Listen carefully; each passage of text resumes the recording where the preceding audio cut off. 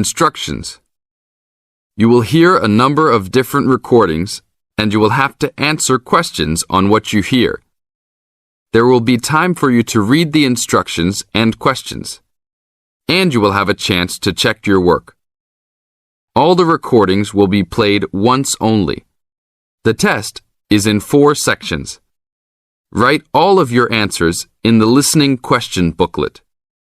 At the end of the real test, you will be given 10 minutes to transfer your answers to an answer sheet. Now turn to section 1. You will hear the first and the third between 2 students, and the second between a student and a clerk. First, you have some time to look at questions 1 to 5.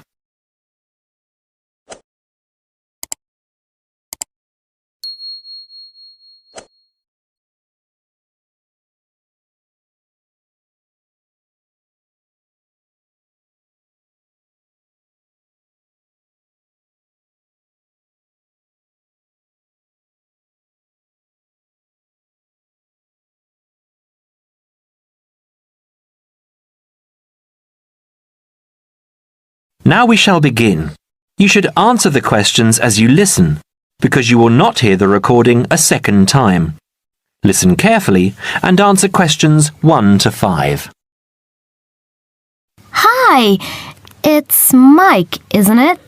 Yes, and you're... Phoebe. Phoebe, right. Where are you headed? I'm looking for the main hall. So am I. Are you going there to register for next year? Yes, I was told to go to administrations and fill in an application form. That's what I'm about to do. I went to information and they told me it was at the end of this corridor. Then we have to turn left and immediately right. That should lead us to the exit, where opposite we should find the entrance to ground level main hall. It's a big old red building. From there we need to go to the first level and then follow the signs. Apparently it's the second office opposite the foyer. It would be pretty hard to miss. That sounds easy. It shouldn't be too hard to find. Well, since we're both heading in that direction, let's go together. Hopefully it won't take too long. I haven't had anything to eat and I'm starving. Me too. Well, how about I go to the canteen and get us something while you make your way to the main hall? I'm sure there's going to be quite a wait. There always is. I can meet you there. Sounds like a good plan. What do you want me to get you? How about a chicken and salad roll and a drink? Okay. What if they don't have a chicken and salad roll? Anything similar, like ham and salad, or just plain salad and cheese. Oh, and don't forget the drink. I feel so dehydrated. No problem. What type of drink? I don't know. How about a Coke? No, nothing like that. Something healthier. An orange juice? They're usually full of sugar unless you get it freshly squeezed. Water? Yes, that's perfect. Here, take £2. That should cover it. If it's more, I'll give it to you when you get back. I only have a 20, and you know that they get cranky if you give them large notes. Okay. See you in 5 minutes. Before you hear the rest of the conversation, you have some time to look at questions 6 to 10.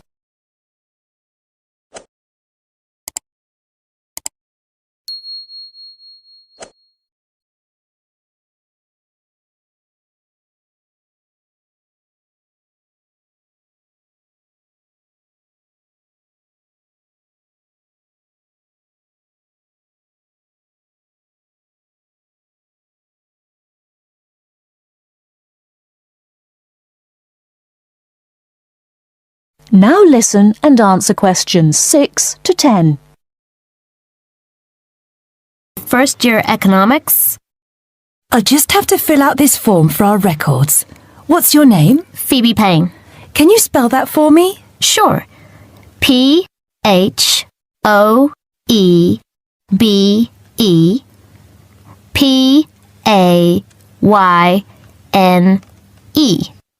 Your address? 6 Wainwright Avenue. That's W-A-I-N-R-I-G-H-T IGHT Nottingham. Nottingham. And your phone number? It's not connected yet. I've just moved in. OK. When you get your phone connected, contact us. I'll just make a note that your phone number is to be advised. I'll do that. What course were you doing? Law? No. Economics. First year. First year economics. Yes, that's right. OK. Take this card across to the economics department and get it stamped. And then you need to come back here to pay your fees. I've made an arrangement to pay in installments. Do you have any documentation verifying that? Yes, I have a statement from administration. OK, when you return, we'll have a look at it. Thank you very much. Here you are. It was quicker than I thought, but I have to get this card stamped and return here to organize my fees. That's good. It means that I won't have to wait long either. How did you get on? What with? Oh, the food.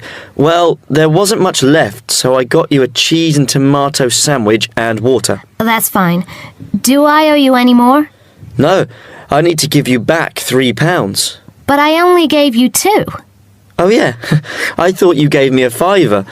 OK, so we're square. So what do I have to do? Go to the desk and give your personal details. Then they'll give you a card that you need to take to your faculty. What's your major? Environmental science. Okay, so you'll have to take the card to the environmental science faculty and get the card stamped, return to administration in the main hall, and organize your fees. And that's it? Yes, that means you're registered. Then we receive a letter with the details of our course where we'll be informed to go to the notice board or online to find out when and where our lectures are. OK, let's have this bite to eat first. That is the end of part 1. You now have half a minute to check your answers.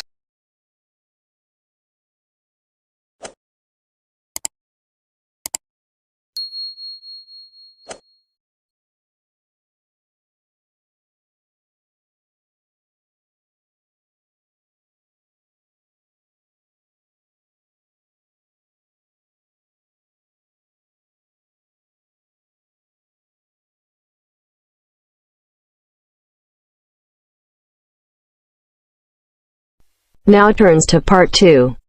Part 2. First, you have some time to look at questions 11 to 15.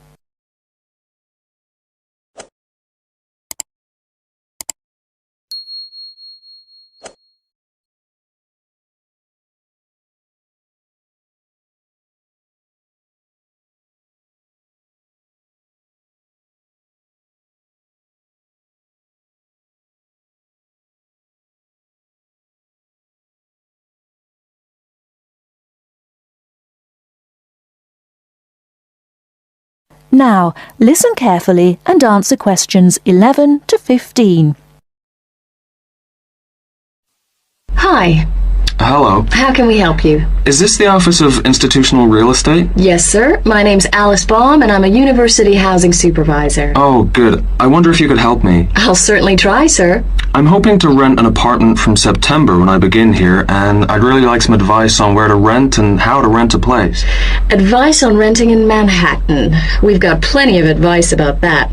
The first thing to think about are the prices. New York is an expensive place to live, and Manhattan is the most expensive place in New York. Everyone wants to be here. In most areas of Manhattan, you'll have great difficulty finding a studio apartment for less than $1,300 to $1,400 per month.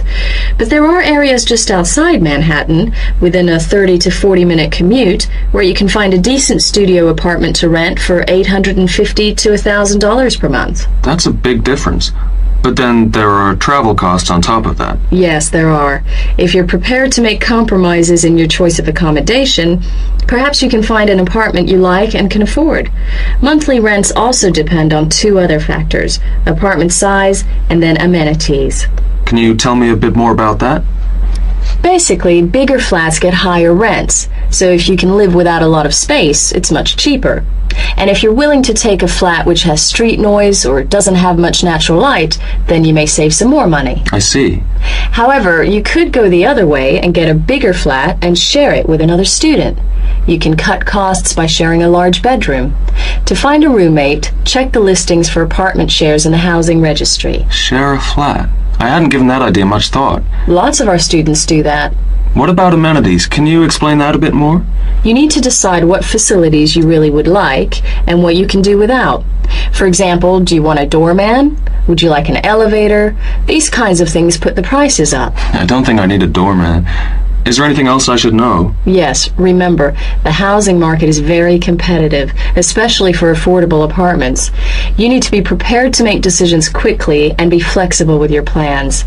Don't start your search earlier than 4 weeks before you want to move in, because tenants only need to give landlords 30 days notice of their departure. Okay. Before you hear the rest of the talk, you have some time to look at questions 16 to 20.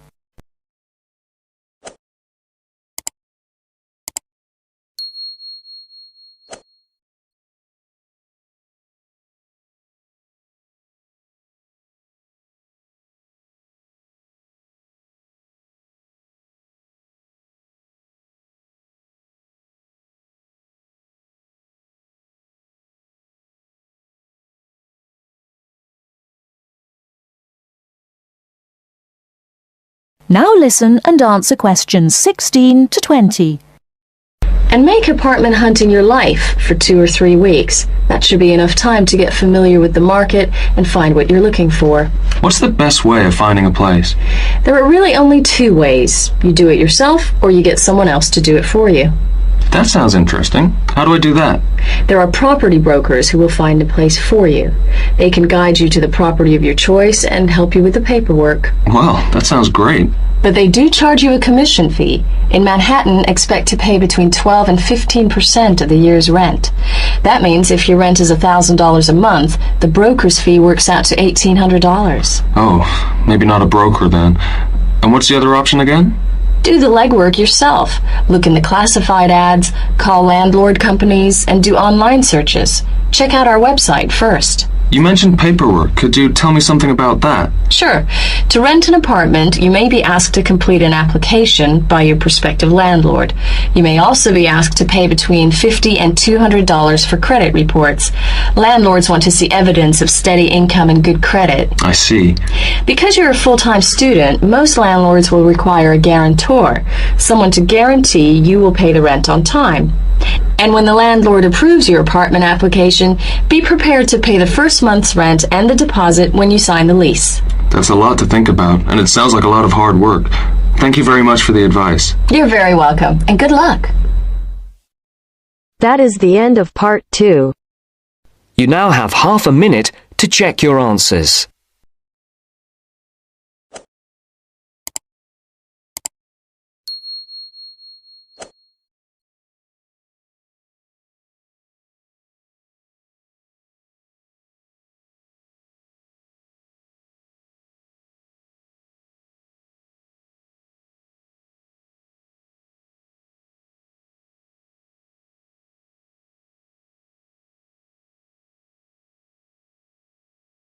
Now turns to part 3. Part 3. You will hear a discussion between 2 students and their teacher on a planned charity event. First, you have some time to look at questions 21 to 25.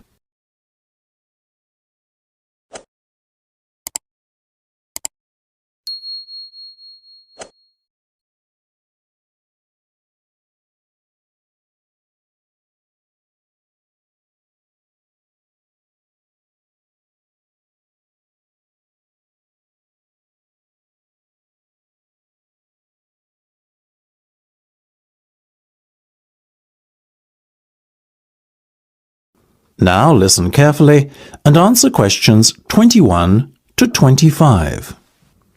So, are you making any progress with your plans for our annual charity event? I guess first things first, Have you decided what charity it will be in aid of this year? We're thinking about Help the Children Africa, sir. Well, that's Mark's idea, sir, but I myself prefer a local charity called the Meals on Wheels. I'd have to agree with Laura on this one, Mark. After all, we're supposed to be giving back to the local community, and although helping African children is a very worthy cause, it's a little outside our remit. That settles it, I guess. Moving on from the beneficiary question, have you made a decision on what type of event it will be? Yes, we plan on doing something a little different this year. We're calling the event Balloonathon. Basically, we're going to offer balloons for sale to all the students. Balloons? I don't see where you're going with this. Why would they want to buy a balloon? Well, here's the thing. We don't actually give them the balloon.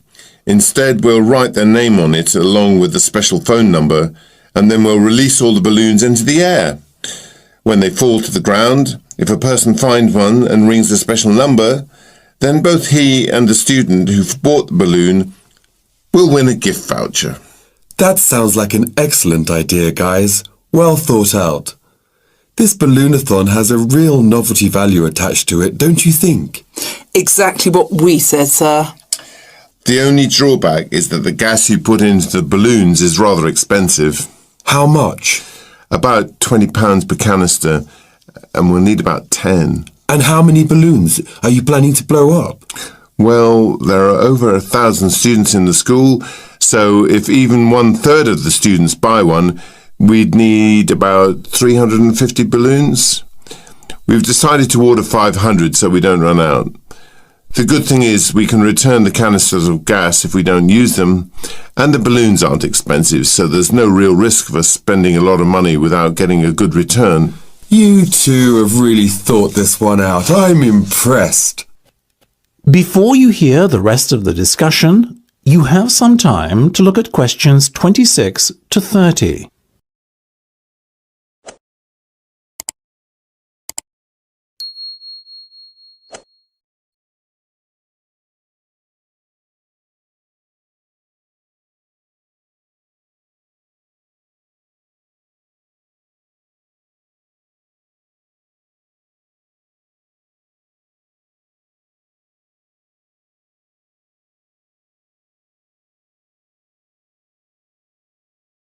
Now listen and answer questions 26 to 30. Thank you, sir. So, how much money do you think we can raise? Well, each balloon costs about 1p, and when it's filled with gas, it's going to cost us about 50 pence. We reckon that if we sell our balloons at a price of £1.50 and we sell all 500 of them, we'll end up making a profit of £1 per balloon. So that's £500 in total. That's fantastic. And it gets better, sir. We've secured a sponsor for our event who's going to give us £1,000. How did you find a sponsor? The balloon company we approached about buying the balloons asked us if we'd be interested in letting them sponsor us too. What's in it for them? They're going to print their logo on every balloon. I think you've done a good deal there. Thank you, sir. So, do we have your approval to confirm our order? Absolutely. But you know, I think we can sell more balloons if we set our minds to it. So why not order double the amount? 1,000 instead of 500. We're going to need more than 10 canisters of gas then. Double the amount, presumably? Correct. OK, let's go for it. Let's make this year's charity event our most successful ever. That is the end of part 3. You now have half a minute to check your answers.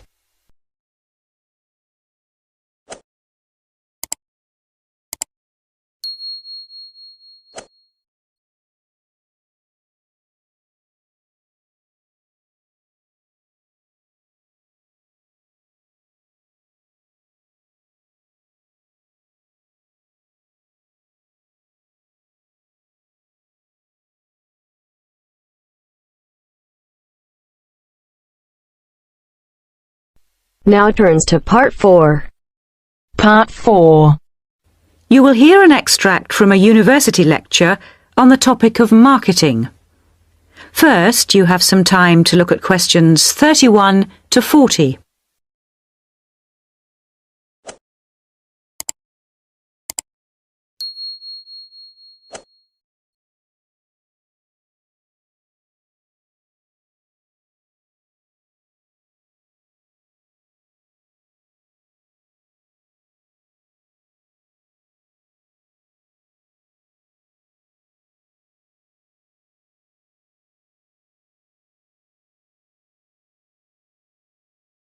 Now listen carefully and answer questions 31 to 40. Last week we looked at some general principles associated with marketing, and today I'd like to look at some of those points in a little more detail. So, what is marketing? Or put another way, what does the term marketing mean? Many people think of it simply as the process of selling and advertising. And this is hardly surprising when every day we are bombarded with television adverts, mail shots, and telephone sales. But selling and advertising are only two functions of marketing. In fact, marketing, more than any other business function, deals with customers. So perhaps the simplest definition is this one. Marketing is the delivery of customer value and satisfaction at a profit. In other words, finding customers, keeping those customers happy, and making money out of the process. The most basic concept underlying marketing is the concept of human needs. These include basic physical needs for things like food, as well as warmth and safety. And marketers don't invent these needs. They're a basic part of our human makeup. So, besides physical needs, there are also social needs. For instance, the need to belong and to be wanted. And in addition to social needs, we have the need for knowledge and self-expression, often referred to as individual needs. As societies evolve, members of that society start to see things not so much in terms of what they need, but in terms of what they want. And when people have enough money, these wants become demands. Now, it's important for the managers in a company to understand what their customers want if they're going to create effective marketing strategies. So there are various ways of doing this. One way at supermarkets, for instance, is to interview customers while they're doing their shopping. They can be asked about their buying preferences, and then the results of the survey can be analyzed. This provides reliable feedback on which to base future marketing strategies. It's also quite normal for top executives from department stores to spend a day or two each month visiting stores and mixing freely with the public, as if they were ordinary customers, to get an idea of customer behavior. Another way to get information from customers is to give them something. For instance, some fast food outlets give away vouchers in magazines or on the street that entitle customers to get part of their meal for nothing. As well as being a good way of attracting customers into the restaurants to spend their money, it also allows the managers to get a feel for where to advertise and which age groups to target. Another strategy employed at some well-known theme parks, such as Disneyland, is for top managers to spend at least one day in their career touring the park dressed as Mickey Mouse or some other cartoon character. This provides them with the perfect opportunity to survey the scene and watch the customers without being noticed. Okay, well, we mentioned customer satisfaction at the beginning of this lecture, and I'd like to return briefly to that as it relates to what we've just been talking about. If the performance of a product falls short of the customer's expectations, the buyer is going to be dissatisfied. In other words, if the product you buy isn't as good as you'd expected, then the chances are you'll be unhappy about it. If, on the other hand, performance matches expectations and the product you buy is as good as you expected, then generally speaking, the buyer is satisfied. But smart companies should aim one step higher. They should aim to delight customers by promising only what they can be sure of delivering and then delivering much more than they promised. So then, if, as sometimes happens, performance is better than expected, the buyer is delighted and is twice as likely to come back to the store. Now, let's move on to look at the role of advertising. That is the end of part 4. You now have half a minute to check your answers.